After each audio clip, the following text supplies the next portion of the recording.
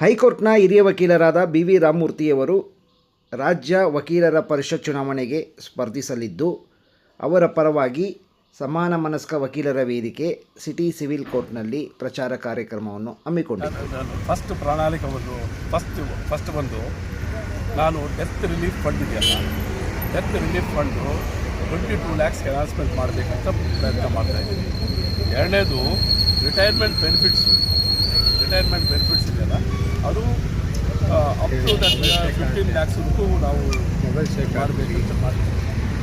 ಅದೇ ರೀತಿಯಲ್ಲಿ health insurance ಇದೆಯಲ್ಲ, health insurance to advocates are the family ಮೆಂಬರ್ಸ್ಗೂ up to 10 lakhs rupees that EMI shall be payable out of the welfare fund collected from bar council, from the advocates by the bar council. ಆ intention ಇಟ್ಕೊಂಡು ಮಾಡ್ತಾಯಿದ್ದೀವಿ. Younger ಜನ್ರೇಷನ್ಗೆ 10,000 rupees stipend ಕೊಡಬೇಕು bar council welfare ಫಂಡಿಂದ ಮಾಡ್ತಾಯಿದ್ದೀವಿ. Demand from government for construction of the advocate guest house in bank. ಯಾಕಂದರೆ ದೂರದಿಂದ ಬರುವ ಅವ್ರಿಗೆ ಏನೂ ಸೌಕರ್ಯಗಳಿಲ್ಲ. ಆಮೇಲೆ demand from the government 15% reservation of the sites allotment to the advocates either HUD, PDA or MUDA or any authorities. ಅದೊಂದು. ಇದು online payment of welfare ಫಂಡಲ್ಲಿ ವೆಲ್ಫೇರ್ ಫಂಡಲ್ಲಿ ಭಾಳ ಗೋಲ್ಮಾಲ್ ಆಗಿದೆ. ಅದಕ್ಕೋಸ್ಕರ ವೆಲ್ಫೇರ್ ಸ್ಟ್ಯಾಂಪ್ಸ್ ಇದೆಯಲ್ಲ, welfare stamp shall be payable online to the court. That can be deducted, that can be onlined or it should be put in the website to day how much it is, how much they purchased, how much is that is regional representation from all over Karnataka. ಯಾಕಂದರೆ entire ಎಲ್ಲೋ remote ಪ್ಲೇಸ್ನಲ್ಲಿ ಇರೋರಿಗೆ ಏನು representation ಏನು ನಡೀತಾ ಇದೆ bar council ಅಂತ ಗೊತ್ತಿಲ್ಲ. Each district ಒಬ್ಬೊಬ್ಬ representation ಇದ್ದರೆ ಅದು ಅನುಕೂಲ ಆಗ್ತದೆ ಅಂತ ಹೇಳಿ representation. Improvement in infrastructures in all bar association, toilets bathrooms ಏನಿರಲ್ಲ, ಫೆಸಿಲಿಟೀಸ್ ಇರಲ್ಲ. And demand from NHA toll free ಮಾಡಬೇಕು ಥ್ರೂಔಟ್ ಕರ್ನಾಟಕ ಸ್ಟೇಟ್. ಯಾಕಂದರೆ ಟ್ರಾವೆಲ್ ಮಾಡ್ತಾರೆ. ಡಿಮ್ಯಾಂಡು ದಟ್ ಎನ್ಶೂರ್ ದಟ್ ಈ ಅಡ್ವೊಕೇಟ್ ಬಾರ್ ಕೌನ್ಸಿಲ್ನಲ್ಲಿ ಸ್ವಂತ ಬಿಲ್ಡಿಂಗ್ ಇಲ್ಲ, ಸ್ವಂತ ಬಿಲ್ಡಿಂಗ್ ಕಟ್ಟಿ ಅದರಲ್ಲಿ ಆಲ್ ಫೆಸಿಲಿಟೀಸ್ ಮಾಡಿಕೊಡ್ಬೇಕು. ಬಾಡಿಗೆ ಆಲ್ ಫೆಸಿಲಿಟೀಸು, ಬಾತ್ರೂಮ್ಸು, ಟಾಯ್ಲೆಟ್ಸ್ ಅಂತೇಳಿ. ಈಗ ಔಟ್ಸೈಡ್ನ ಎನ್ರೋಲ್ಮೆಂಟಿಗೆ ಬಂದರೆ ಅವರು ಈವನ್ ಫಾರ್ ಡ್ರಿಂಕಿಂಗ್ ವಾಟರೆಲ್ಲ ಏನು ಫೆಸಿಲಿಟೀಸ್ ಇಲ್ಲ ಅಂತ. ಈಗ ಅದಕ್ಕೋಸ್ಕರ ಅದು ದೊಡ್ಡದಾಗಿ ಒಂದು ಬಿಲ್ಡಿಂಗ್ ಕನ್ಸ್ಟ್ರಕ್ಷನ್ ಆಗಬೇಕು. ಅದು ಬಿಲ್ಡಿಂಗ್ ಕನ್ಸ್ಟ್ರಕ್ಷನ್ ಅದರಲ್ಲಿ ಎಲ್ಲ ಫೆಸಿಲಿಟೀಸ್ ಇರಬೇಕು, ಗೆಸ್ಟ್ ಹೌಸ್ ಎಲ್ಲ ಇರಬೇಕು ಅಂತ ಹೇಳಿದ್ರು.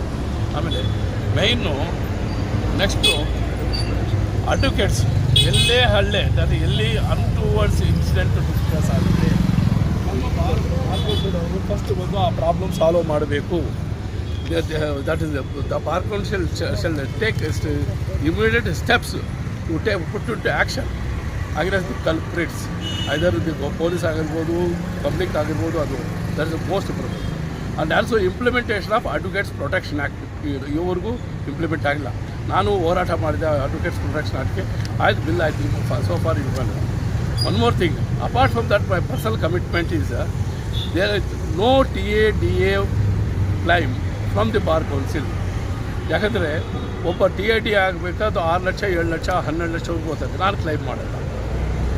ನಾನು ಎವರಿ ಇಯರ್ ಬಡ ಮಕ್ಕಳಿಗೆ, ಬಡವರು those are suffering, those are actually suffered from financial crisis ಇರುವವರಿಗೆ 100 ಮೆಂಬರ್ಸ್ ಎವರಿ ಇಯರ್ ನಾನೇ ವೆಲ್ಫೇರ್ ಸ್ಟ್ಯಾಂಪ್ ಕಟ್ಕೊಂಡು ಇಯರ್ಲಿ ಕಟ್ಟಬೇಕು ಅಂದ್ಕೊಂಡಿದ್ದೀನಿ.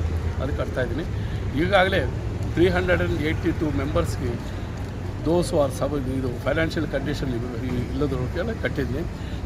ಅದು ಬಿಟ್ಟು ಎನಿ ಪರ್ಸನ್ ಡೈಡ್ ನಮ್ಮ ಅಡ್ವೊಕೇಟ್ಸಲ್ಲಿ ನನ್ನ ಪರ್ಸನಲ್ ಅಕೌಂಟಿಂದ 50,000 ರೂಪಾಯಿ ಡೆತ್ ರಿಲೀಫ್ ಕೊಡ್ತಾಯಿದ್ದೀನಿ. ಈಗಾಗಲೇ ಕೆಲವ್ರಿಗೂ ಪ್ರಯತ್ನ ಮಾಡಿದ್ರಿ. 9 ಜನ ಸತ್ತರು. ಅದು 7 ಜನ ಅವರು ಬೇಡ ಅಂತ ಹೇಳಿದ್ರು. ಇನ್ನೊಬ್ಬರ ಹತ್ರ ಹೋಗಿದ್ದು ಅವ್ರು ಬೇಡ. ಒಬ್ಬರಿಗೆ ನಾವು ಮ್ಯಾಜಿಸ್ಟ್ರೇಟ್ ಕೋರ್ಟ್ ಅಂತಿರೋರಿಗೆ ಅವ್ರಿಗೆ 1 ಲಕ್ಷ ರೂಪಾಯಿ ನಾನು ಡೆತ್ ರಿಲೀಫ್ ಫಂಡ್ ಅಂತೇಳಿ ಡಿಪಾಸಿಟ್ ಮಾಡೋಕ್ಕೆ, ಎಲೆಕ್ಷನ್ ಆದ ತಕ್ಷಣ ಡಿಪಾಸಿಟ್ ಮಾಡೋಕ್ಕೆ, ಯಾಕಂದರೆ ಕೋಡ್ ಆಫ್ ಕಾಂಡಕ್ಟ್ ಬರ್ತದೆ ಅಂತ ಕೊಟ್ಟಿಲ್ಲ, ಅದಕ್ಕೆ ಇದು ಮಾಡ್ತಾಯಿದ್ದೆ. ಇದರಲ್ಲೇ with these that I requested all my advocates, brother advocates or sister advocates, to elect me to give a chance to serve to the legal fraternity. My caste is black, my religion is legal fraternity. That I am Indian and Karnataka. That's it. ನಿಮ್ಮ ರೆಡ್ಡಿ ಅಂತ ನಾನು ಸುಮಾರು 35 ವರ್ಷಗಳ ವಕೀಲನ ಕೆಲಸ ಮಾಡಿದ್ದೇನೆ. ಸನ್ಮಾನ್ಯ B V ರಾಮಮೂರ್ತಿಯವರು ಒಬ್ಬ ವ್ಯಕ್ತಿಯಲ್ಲ, ಶಕ್ತಿಯವರು. ಸುಮಾರು ಕೋವಿಡ್ ಹಿಂದಿನಿಂದ ಹಿಡಿದು ಇದುವರೆಗೂ ವಕೀಲರಿಗೆ ಬಹಳ ಸಮಸ್ಯೆಗಳು ಬಂದವು. ಊಟದ ಸಮಸ್ಯೆ ಆಯಿತು, ಒಂದು ಮೆಡಿಕಲ್ ಬಿಲ್ ಕಟ್ಟಕ್ಕೆ ಸಮಸ್ಯೆ ಆಯಿತು. ಇವೆಲ್ಲ ಗಮನದಲ್ಲಿಟ್ಕೊಂಡು ಸುಮಾರು 3 ವರ್ಷಗಳಿಂದ ಸತತವಾಗಿ ವಕೀಲರಿಗೆ ಕೋವಿಡ್ ಟರ್ಮದಲ್ಲಿ ಸುಮಾರು 6 ತಿಂಗಳ ಕಾಲ ಅವರು ವಕೀಲರಿಗೆ ಏನು ಒಂದು ಗ್ರಾಸರೀಸ್ ಫುಡ್ ಐಟಮ್ಸನ್ನು ಅಗತ್ಯ ಇರುವವರಿಗೆ ಮನೆ ಬಾಗಿಲಿಗೆ ತಲುಪಿಸಿದ್ದಾರೆ. ಅದಲ್ಲದೆ ಸುಮಾರು 4-5 ತಿಂಗಳ ಕಾಲ ಇದೇ ವಕೀಲರ ಸಿಟಿ ಸಿವಿಲ್ ಕೋರ್ಟಿನಲ್ಲಿ ಬೆಳಗ್ಗೆ ಒಂದು 5,000 to 10,000 ಜನಕ್ಕೆ ಒಂದು ಊಟ ಅವರು ಸ್ಪಾನ್ಸರ್ ಮಾಡ್ತಾಯಿದ್ರು.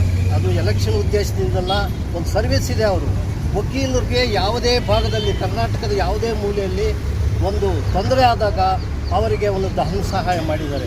ದುಡ್ಡಿರೋರು ಎಲ್ಲರೂ ಇದ್ದಾರೆ, ಇಲ್ಲ ಅಂತಲ್ಲ. ಆದರೆ ಸಹಾಯ ಮಾಡುವಂಥ ವ್ಯಕ್ತಿ ಬಿ ವಿ ರಾಮಮೂರ್ತಿಯವರು. ಅವರು ವೈಯಕ್ತಿಕವಾಗಿ ಏನೂ ಇಲ್ಲ. ಅವರು ಸುಮಾರು 45 ವರ್ಷಗಳಿಂದ ಹೈಕೋರ್ಟಿನಲ್ಲಿ ನುರಿತ ವಕೀಲರಾಗಿ ಜನಸೇವೆ ಮಾಡಿದ್ದಾರೆ. ಗ್ರಾಮಾಂತರ ಪ್ರದೇಶದಿಂದ ಬಂದಿದ್ದಾರೆ. ಗ್ರಾಮಾಂತರದ ವಕೀಲರಿಗೆ ಏನು ಅಗತ್ಯಗಳಿದೆ, ಏನು ತೊಂದರೆಗಳಿದೆ ಎನ್ನುವುದನ್ನು ಮನಗೊಂಡಿದ್ದಾರೆ. ಇವತ್ತು ಅವರು ಪ್ರಬಲ ವ್ಯಕ್ತಿಯಾಗಿ ಈ ಬಾರ್ ಕೌನ್ಸಿಲ್ಗೆ ಕಂಟೆಸ್ಟ್ ಮಾಡ್ತಾ ಇದ್ದಾರೆ. ಮಾರ್ಚ್ 11ನೇ ತಾರೀಕಿಗೆ ನಡೆಯುವ ಈ ಚುನಾವಣೆಯಲ್ಲಿ ಬಿ ವಿ ರಾಮಮೂರ್ತಿಯವರು ಅತ್ಯಂತ ಮತಗಳಿಂದ ಅಂತರದಿಂದ ಗೆಲುವು ಸಾಧಿಸುವ ಒಂದು ಸಾಧ್ಯತೆಗಳೇ. ಎಲ್ಲ ವಕೀಲರ ಬೆಂಬಲ ಕೊಟ್ಟರೆ ಅವರು ಮುಂದಿನ ಸರ್ವಿಸ್ ಕೂಡ ವಕೀಲರಿಗೆ ನಿರಂತರವಾಗಿ ಮಾಡುತ್ತಾರೆ ಅಂತ ನಾನು 2 ಮಾತು ಹೇಳುತ್ತೇನೆ. ಹಾಗಾಗಿ ಇಂಥವರು ನಮಗೆ ಬೇಕಾಗಿದೆ, ಇವ್ರ ಸರ್ವಿಸ್ ಬೇಕಾಗಿದೆ. ನಮ್ಮ ಲಾಯರ್ಗಳಿಗೆ ಯಾರೂ ನಮ್ಮ ಲಾಯರ್ಗಳು ಕಷ್ಟ ಸುಖ ವಿಚಾರಿಸೋರು ಈವರೆಗೂ ಬಂದಿಲ್ಲ. ಎಷ್ಟೋ ವರ್ಷ ಆಯಿತು ಬಾರ್ ಕೌನ್ಸಿಲು ಎಕ್ಸಿಸ್ಟೆನ್ಸಿಗೆ ಬಂದು, ಸಂವಿಧಾನ ಎಕ್ಸಿಸ್ಟೆನ್ಸ್ಗೆ ಬಂದು. ಭಾರತದ ಸಂವಿಧಾನದಲ್ಲಿ ಹೇಳ್ತಾರೆ ಅಷ್ಟೇ. ಹಾಗಾಗಿ ಇಂಥವ್ರು ಬಂದರೆ ಸಂವಿಧಾನನೂ ಉಳಿಸ್ತಾರೆ, ಬಡಬಗ್ಗರನ್ನೂ ಉಳಿಸ್ತಾರೆ. ಒಳ್ಳೆ ನಮ್ಮ ಲಾಯರ್ಗಳಿಗೂ ಭಾಳ ರಕ್ಷಣೆ ಮಾಡೋ ಒಂದು ಪರಿಸ್ಥಿತಿಯಲ್ಲಿ ಇವರು ಏನು ಬೇಕೋ ಅಮೆಂಡ್ಮೆಂಟ್ಸ್ ಎಲ್ಲ ಮಾಡಿಸ್ತಾರೆ. ಸರ್ಕಾರದಲ್ಲಿ ಏನೇನು ಬೆನಿಫಿಟ್ ಬರ್ತದೋ ನಮ್ಮ ಅಡ್ವೊಕೇಟ್ಸ್ಗೆ ಅದನ್ನೆಲ್ಲ ತರೋವಂಥ ಶಕ್ತಿ ಇದೆ ಅವ್ರಿಗೆ. ಅವ್ರಿಗೆ ದೇವರು ಒಳ್ಳೆ ಕಾಪಾಡಿ, ಅವರು ಮನೆತನೂ ಕಾಪಾಡಿ, ಆಮೇಲೆ ನಮ್ಮ ವಕೀಲರುಗಳೆಲ್ಲನೂ ಅವ್ರಿಗೆ ಹೆಚ್ಚು ಅಂತರದಿಂದ ಮತಗಳನ್ನು ಕೊಟ್ಟು ಜಯಶೀಲರನ್ನಾಗಿ ಮಾಡಬೇಕಾಗಿ ನಾನು ನನ್ನ ಅಡ್ವೊಕೇಟ್ ಫ್ರೆಟರ್ನಿಟಿ, ನನ್ನ ಬ್ರದರ್ ಅಡ್ವೊಕೇಟ್ಸಲ್ಲಿ ನಾನು ಪ್ರಾರ್ಥನೆ ಮಾಡ್ಕೊಳ್ತಾ ಇದ್ದೀನಿ ಸರ್. ಒಳ್ಳೆ ವಕೀಲರು, ತುಂಬ ವರ್ಷದಿಂದ ಪ್ರಾಕ್ಟೀಸ್ ಮಾಡ್ತಿದ್ದಾರೆ. ತುಂಬ ಚೆನ್ನಾಗಿ ಅವರು ಎಲ್ಲರಲ್ಲೂ ತುಂಬ ಚೆನ್ನಾಗಿ ಮಾತಾಡಿಸ್ತಾರೆ. ಅವ್ರ ಹತ್ರ ತುಂಬ ಚೆನ್ನಾಗಿ ಗೌರವ ಕೊಡ್ತಾರೆ. ನಮಗೆ ಅವ್ರು ಗೆಲ್ಲಬೇಕು ಅಂತ ನಮಗೆ ತುಂಬ ಆಸೆ. ಅವ್ರದ್ದು ನಂಬರು 101. ಪ್ಲೀಸ್ ಅವರಿಗೆ ವೋಟ್ ಮಾಡಿ ಗೆಲ್ಲಿಸಬೇಕು ಅಂತ ನಾನು ಎಲ್ಲರಲ್ಲೂ ಕೇಳ್ಕೊಳ್ತೀನಿ. ಬಿ ವಿ ರಾಮಮೂರ್ತಿಯವರು ಅವರ ಸೀರಿಯಲ್ ನಂಬರು 101. ಯಾಕೆಂತಂದರೆ ಅವರು ಈ ವಯಸ್ಸಿನಲ್ಲಿ, ಅವರಿಗೆ ಸುಮಾರು 68 ವರ್ಷ. ಈ ವಯಸ್ಸಿನಲ್ಲಿ ಏಕೆ ನಿಂತಿದ್ದಾರೆ ಅಂದರೆ, ಅವ್ರು ಮಾಡಿರ್ತಕ್ಕಂಥ ಸೇವೆಗಳನ್ನು ಗುರುತಿಸಿ ನಾವೆಲ್ಲನೂ ಯುವ ವಕೀಲರೆಲ್ಲ ಸೇರಿ, ಸರ್ ನೀವು ಇಷ್ಟೆಲ್ಲ ಸೇವೆ ಮಾಡ್ತಾಯಿದ್ದೀರಿ, ನೀವು ಯಾಕೆ ಬಾರ್ ಕೌನ್ಸಿಲ್ಗೆ ನಿಲ್ಲಬಾರದು ಅಂತೇಳಿ ನಾವೆಲ್ಲನೂ ಫೋರ್ಸ್ ಮಾಡಿ ನಾವು ಅವ್ರಿಗೆ ನಿಲ್ಲಿಸಿದ್ದೀವಿ. ಆ ಉದ್ದೇಶದಿಂದ ಮತ್ತು ಅವ್ರು ಏನೇ ಫಂಕ್ಷನ್ಗಳಿದ್ರು ಕೂಡ ಹೈಕೋರ್ಟ್ ಆಗಲಿ, ಮ್ಯಾಜಿಸ್ಟ್ರೇಟ್ ಕೋರ್ಟ್ ಆಗಲಿ, ಸಿಟಿ ಕೋರ್ಟ್ ಆಗಲಿ, ಮೇಹಲ್ ಯಾವುದೇ ಫಂಕ್ಷನ್ಗಳಾಗಲಿ ಆ ಫಂಕ್ಷನ್ಗಳಿಗೆ ಕಾಂಟ್ರಿಬ್ಯೂಷನ್ ಕೊಟ್ಟು ಪ್ರಸಾದ ಸೇವೆ ಮಾಡ್ತಾರೆ. ಮತ್ತು ಬಾರ್ ಕೌನ್ಸಿಲಲ್ಲಿ ಸುಮಾರು ಜನಕ್ಕೆ ನಾನೇ ಕಟ್ಟಿದ್ದೀನಿ. ಅದು COP ಇಲ್ಲದೆ ಇರುವುದು 360 ಜನಕ್ಕೆ ನಾನು COP ಇಲ್ಲದೆ ಇರುವುದು ಕಟ್ಟಿದ್ದೀನಿ. ಮತ್ತು ಬೇರೆ ಅವರು ಪ್ರತಿ ವರ್ಷನೂ 100 ಜನಕ್ಕೆ COP ಕಟ್ಟಬೇಕು ಅಂತ ಅವರು ಉದ್ದೇಶ ಇಟ್ಕೊಂಡಿದ್ದಾರೆ. ಮತ್ತು 50,000 ರೂಪಾಯಿ ಅವ್ರು ಯಾರೇ ಎಂಟೈರ್ ಕರ್ನಾಟಕ ಯಾರೇ ಒಬ್ಬರು ಅಡ್ವೊಕೇಟ್ಸ್ ಡೆತ್ ಆದರೆ ಅವರಿಗೆ 50,000 ರೂಪಾಯಿ ಕೊಡಬೇಕು ಅಂತ ಅವರು ಉದ್ದೇಶ ಇಟ್ಕೊಂಡಿದ್ದಾರೆ. ಮತ್ತು ಅವರು ಯಾವುದೇ TIDನೂ ತಗೊಳ್ಳಲ್ಲ ಅಂತ ಒಂದು ಡಿಸೈಡ್ ಮಾಡಿದ್ದಾರೆ, ಅವರ ಪ್ರಣಾಳಿಕೆಯಲ್ಲಿ ಇದೆ. ಈ ಥರ ಅವ್ರ ಉದ್ದೇಶ ಇಟ್ಕೊಂಡು ಬಂದಿದ್ದಾರೆ. ಅವ್ರು ಮಾಡ್ತಾ ಇರ್ತಕ್ಕಂಥ ಸೇವೆಗಳನ್ನು ನಾವು ಗುರುತಿಸಿ ನಾವು ಅವ್ರನ್ನ ಬಾರ್ ಕೌನ್ಸಿಲಿಗೆ ನಾವು ನಿಲ್ಲಿಸಬೇಕು ಅನ್ನೋ ಅತ್ಯಧಿಕವಾಗಿ ಹೆಚ್ಚಿನ ಮತಗಳಿಂದ ಗೆಲ್ಲಿಸಬೇಕು ಅಂತೇಳಿ ನಮ್ಮ ಉದ್ದೇಶ ಇಟ್ಕೊಂಡು ನಾವು ಅವ್ರನ್ನ ಹಿಂಬಾಲಕರಾಗಿ ನಾವು ಪ್ರಚಾರ ಮಾಡ್ತಾಯಿದ್ವಿ. ದಯವಿಟ್ಟು ಎಲ್ಲ ಅಕ್ಕ ತಂಗಿಯರು ಮತ್ತು ಅಣ್ಣ ತಮ್ಮಂದಿರ ವಕೀಲರಲ್ಲಿ ಒಂದು ವಿನಂತಿ, ಇಂಥ ಸೇವೆಕರ್ತರು ಎಲ್ಲೂ ಹುಡುಕಿದ್ರೂ ಸಿಕ್ಕಲ್ಲ.